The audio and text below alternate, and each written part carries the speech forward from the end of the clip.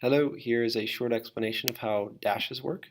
First of all, you should know how to make a dash with your computer. I don't know how it's done on a PC, but I know that on my MacBook I can hold down the Alt Option key and the hyphen and I get a dash. So there's my dash and there's my hyphen.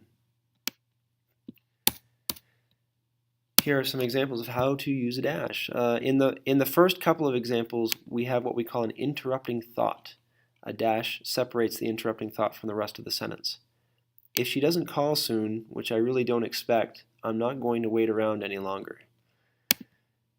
This interrupting thought happens to be a sentence fragment. There's nothing wrong with that.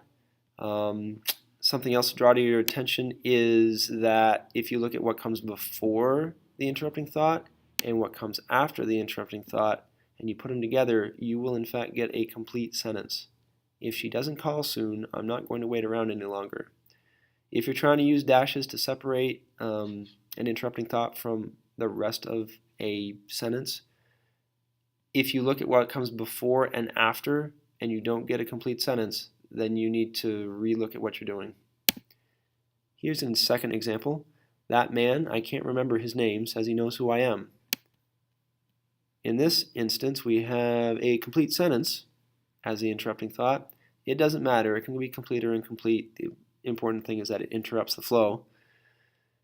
And if you look at what comes before and what comes after, you have a complete sentence. That man says he knows who I am. It makes sense. Second example, different. In this case, the dash is basically just a dramatic pause, a long pause. It can mean namely or that is. And in this case, you'll probably notice this dash seems to be sort of replaceable with a colon, and that's true. I am doing this for only one reason, to earn bucket loads of money. There happens to be an implied question here, which is, what is the reason? And obviously the answer is right here afterwards, to earn bucket loads of money.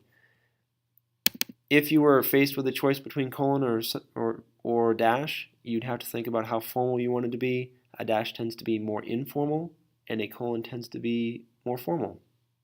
Thank you for listening to this very short presentation on dashes.